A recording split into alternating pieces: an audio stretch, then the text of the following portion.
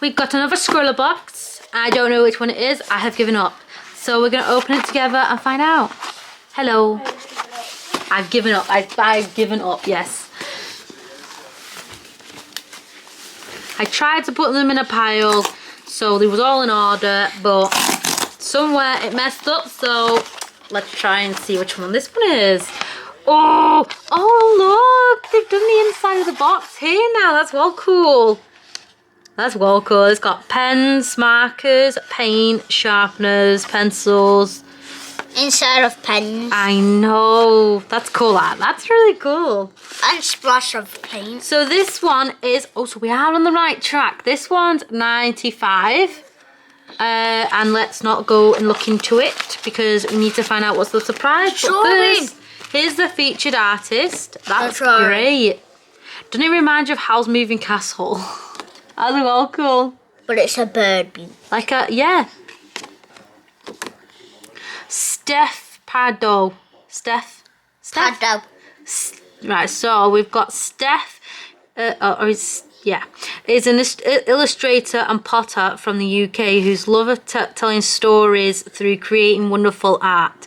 Her artistic style often tends to transport people to fantasy world or fetch them with her on adventures painted across the page with ink, pen and brush. So maybe that's what this is inside. But I will put her links down below in the description. But there's her piece. So I open it up. Let's open this up. And the sticker. And the sweets inside it. Ooh. So we have. This is the sticker. Oh, we've got another little piece. Oh, there's another little postcard that's been put in. That's well cute. Yeah, I found a watermelon. That's really cute. Right, so we have, yeah, that's so sweet. So we have a Faber-Castell Pitt Artist Pen Fine Liner, which is black, and it's a 0.7. Doo-doo. And yeah, that feels nice. It's a medium. That's what it says there. And we have a paintbrush, which looks a little bit angled, and it's an 8. And then the supplies. Let's get on to the supplies. This packaging's well cute. What's inside it? So I think it's a watercolour set, but that packaging is cute. So, this watercolour set belongs to, and then you can put your little thing on. It's a, I've always wanted to do one of these. This is so cool. I've wanted to do like that. This is paint. Yeah, it's paint. So try mixing colours here. And there's the watercolours. So this is portable. That's really cool. So we have that, which I can't wait to try. And it's got cork. And here's the sweet. Oh, and there's the sweetie. It's a watermelon sour bubble. You won't like it. It's sour. Yeah. And it's gum. You won't like it because it's gum. Gum and sour. So these are the art supplies. It's so nice. It's so little portable.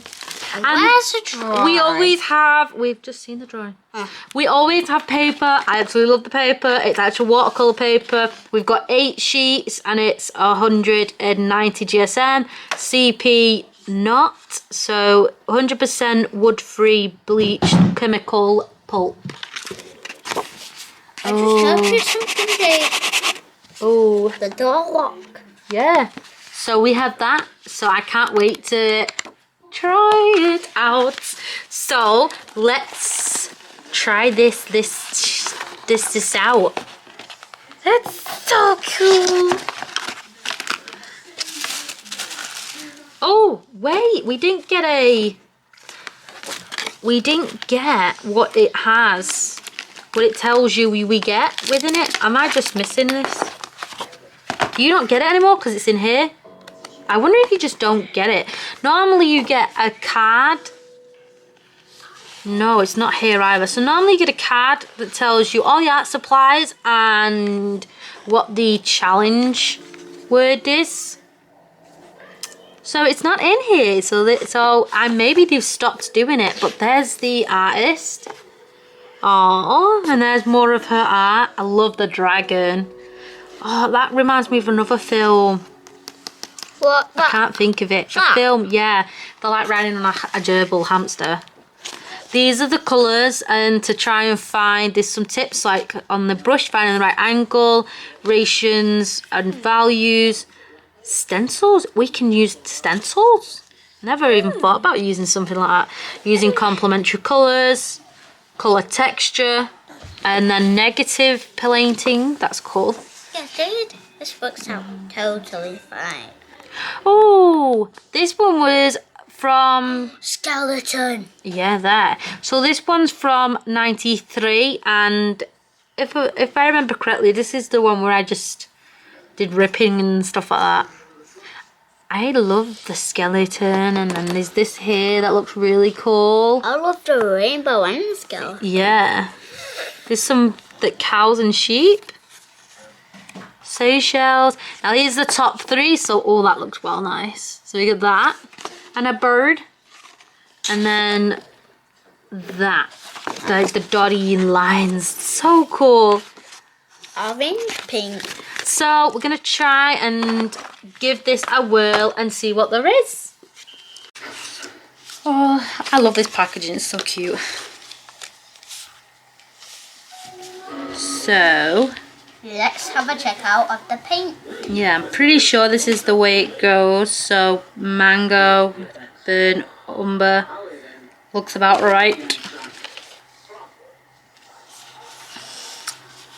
Let's try the pen out first, and then I'll go through that.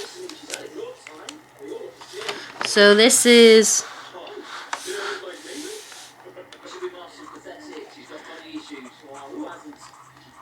ScrawlrBox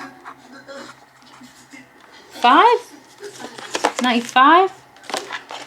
Where is, yes, 95.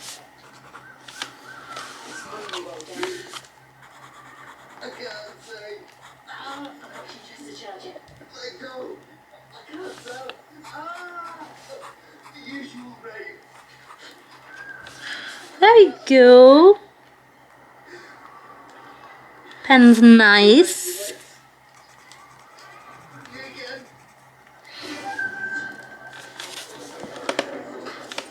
Now on to the fun part. The brush. Right, let's try this. I've never done this before. This is gonna be cool. Right. Do it.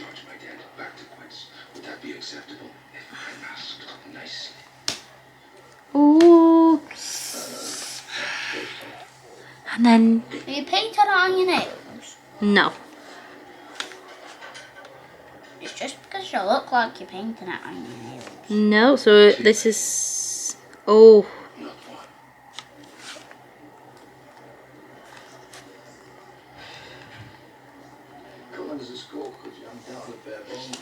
Ooh. That's a nice light colour. If you don't want the white, use that one.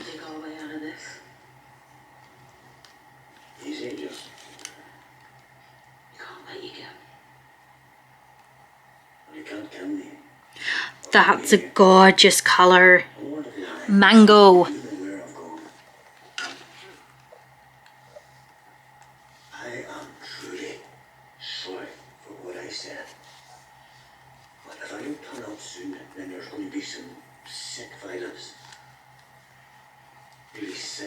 Make sure I've to dry, cleaned it.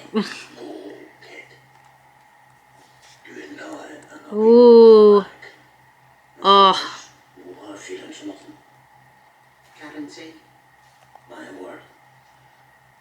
Reminds you of like a Barbie pink.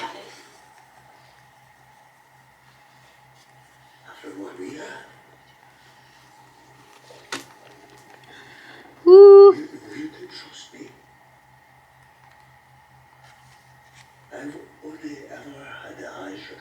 Ooh, I love that red. I like these colours. These colours are nice colours.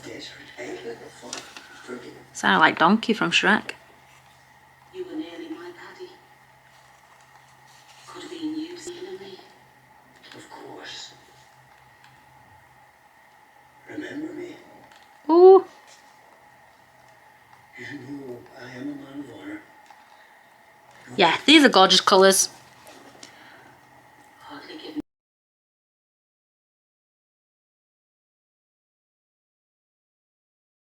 Oh.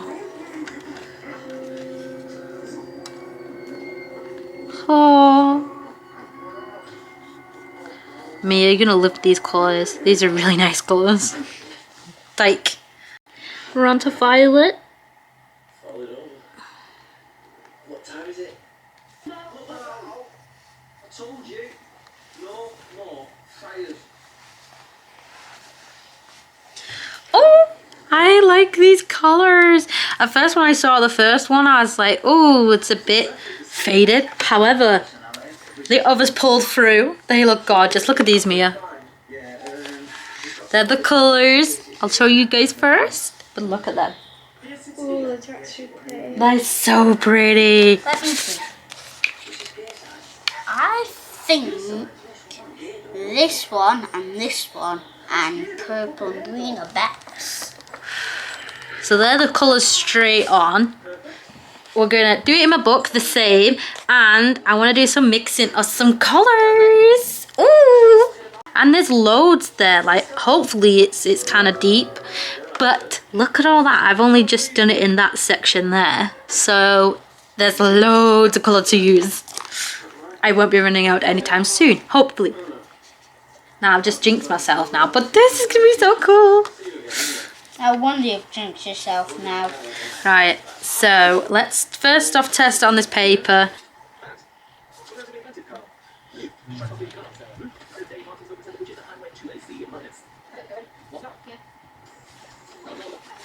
Ooh, and they look nice on that paper, like that's got proper watercolour paper. This is just all-purpose one that just goes with everyone, I'm pretty sure. So I might stop you there while I do this, because I don't think I'll be talking much while I'm doing this, so you might be sped up.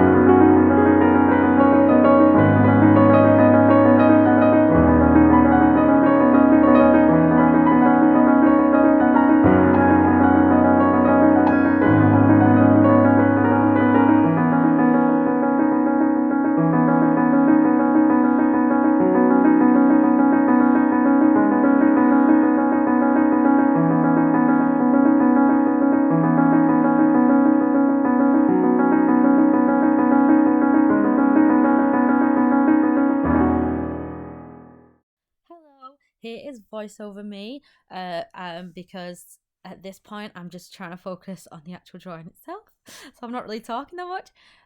But right now I have a clue or an inkling of what I want to do, and I really want it to have a proper white border, so because the entire piece will be painted, so I want it to have a nice white border so the image would stand out. Now this just gave me Howl's Moving Castle vibes. The artist's drawing that was given, it just reminded me so much of the film, so I really wanted to draw that. So we are doing a Howl's Moving Castle piece right now. So I have got the reference image on my tablet in front of me, and I'm just trying to draw the castle, and even trying to add like details because I've never actually drawn the castle before, so I didn't know like what to expect. When I watch it, I'm always like, that gorgeous, because the amount of time to draw it and to animate and stuff like that, it's so intricate and so amazing. So I'm just drawing just one picture, and I was like, wow, I so much what's the word, just so much thingy for the artist who drew an animated Howl's Moving Castle. Is just amazing. So right now I'm just trying to draw the castle, and at first I was trying to do the outline a bit at a time, and then I'd work my way in of adding in the objects and stuff like that, and adding in the minor parts, and I just kept on going up and up and up as I went along. And I do add Sophie and Howl, but in this picture they are on the grass. They're not my best drawings of anime characters or characters in general, you will see. But what do you think up to now? Have you drawn the castle before, or am I just am I not the only one that's just like not drawn it? But it was so fun to do. But yeah, so I just do pencil drawing it, and then later on I kind of lightly erase it and trying to get my colours under control, I think. Yeah. So I'm just trying to make sure that I know, and I have to zoom in at some parts to add details to the castle, and then also to Howl and Sophie. Like I said, I do try my best with Howl and Sophie, but they're not the best. They're kind of like, when you see Howl's got a really like sharp witch nose for some reason, and Sophie has got no back. She's just straight bored. But yeah, so then after I drawn the pencil, I thought I actually erased it, but I mustn't have. I must have went in with pen and then lightly erased over any. Oh no, I did do that. Here it is. So I lightly erased it, and then I used the pen to add in lines, and it was the pen that came with the box. One second, I'm just looking at the booklet now, and it says that it's a medium. Now if I remember correctly, their medium it's a 0.7 nib. So it's a nice sort of thickness. It's not too thick and not too thin, and I quite liked it. What do you think up to now? Like, do you like this, or do you think maybe the lines should have been thinner? I think when I add the paint, though, I'm looking at the final piece in front of me, and it actually looks quite good with that size thickness with the paint. But yeah, so at this point I'm trying to add in more details that the pencil sketch didn't, like the dots and the bolts and stuff, and I'm even colouring in bits that I think should just be straight out black. And I'm trying to the more like intricate wheel, like gear section where I'm working on, I'm trying to sort that out as well, so it's not so muddled. And I even add a bit more in that I didn't actually draw in. I'm pretty sure, like that bit, I didn't actually draw it, but it's in the reference picture. I'm like, it has to be drawn now because I can see it. So it's like, if you see something in the reference picture and you didn't see it the first time, am I the only one that has to like, I have to do it? I seen it, it's there.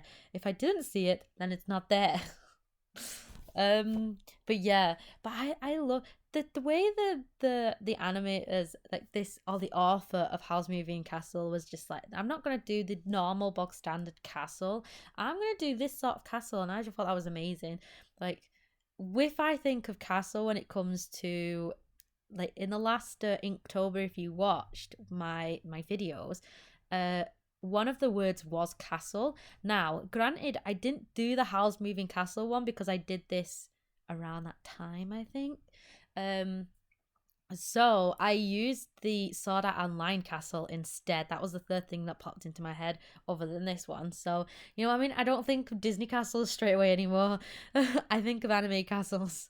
So at first now, here, I use the masking tape and I'm using my craft tool, my craft pen, because you're not allowed to say the other word, my craft tool pen to mark out where it's past the line, so I'm able to draw the sky and the grass. Now, because these are watercolors, it was so great to use for the sky and grass because you could blotch away some of the blue from the sky, so it looked like clouds. But first, before that, as you can see, I'm trying to be really meticulous when it comes to grabbing or trying to sort out the shape, just the silhouette of the castle. And anywhere that I thought, well, that's just like bar railings around here and stuff like that, that I could take out because it was, like I said, it was railings. It was just a framework. So that I could have the grass, the sky overlook. Now the grass, I used obviously the green, and I did like to try and layer it on each other and do like spots and like, I tried to add texture by going back over it with water and other bits of the colour, so it had spots of the grassy bit. And then I did one quick wash of the sky, and then I added a bit of that, it's not white, but it's more like it's like a beigey colour on top of it and stuff, to try and add in the little bits of cloud to have a really light blue. And I'm pretty sure I tried using some tissue to blotch out some stuff. So I really loved the sky and the grass doing this bit, because I thought I'll do this bit because this should be the simplest section, and then I can go on with the castle, which is a bit more different colours and stuff like that. And even in the grass, I decided to add a little bit of the ready pinky purple colour, so there was some sort of flowers and stuff, so that was fun. And then I let it dry, or as dry as I think it was, because I have no patience. So I let it dry, and then I take off the masking tape to then start doing Sophie, Howl, and then the castle, both jumping from screen to screen, from page to page. So with Sophie, I used the straight blue, and then I didn't really need to add any more to Sophie and Howl because Howl's shirt is red, his pants are black. I just needed to add the skin color really, and then Sophie's colored dress. So then it went straight on to doing the castle. Now with the castle, I decided to try and do what I see loads of other artists do, and do like a wash of color and then add color on top, so it'd be the same sort of hue. Is that like why they do it? I thought that's why they do it anyway. So I decided to do that, and I used like a light purple color. So while that was drying, I added the lines for Howl and Sophie, and they're pretty much done now, and the grass and the sky is pretty much done. So my entire work now is just to sort of add color to the castle. So I didn't know what I was doing at first. At first I just used the color purple and darkened it up in places, and where I thought it should have been darkened. I did try and use the beige color, as you can see around there. It just looks a little bit off, so that kind of put me off. Oh no, I used that for a light. No, sorry. I actually put that there to start building up some sort of the layers to actually, so it shines, because it was a light, like it wasn't a torch, it was just like a porch light really that shined up. So I was just added, that was there to add that little bit so I didn't forget it later on, because I have a terrible memory. And I added bits of purple to darken up some areas, and then I added brown and green to some sections. And you know what, I am glad that I added the purple, because when it's overall, it did stay in that kind of hue color. So I am glad. I think it went a bit off piece. I did try to have the colors match up in a sense of with the reference image. So the colors matched up with the reference image, but then in the end I kind of just ignored that and just went, do you know what, I'm gonna go somewhere. This is where I'm going. I'm gonna try it to look like the castle color, but it's probably not going to. But I liked it. I liked doing this. I liked being adding to add the colors and sections and stuff like that. But what do you think? Do you want to see more work like this, where I try and add like more watercolor work? Because I can try and do a let's try on my let's try series. I was looking at some watercolors so on AliExpress. So if you'd like me to buy them, I will. Or if you want to try out some watercolors that you want me to try out some watercolors that you found, I will, and I'll put that on there.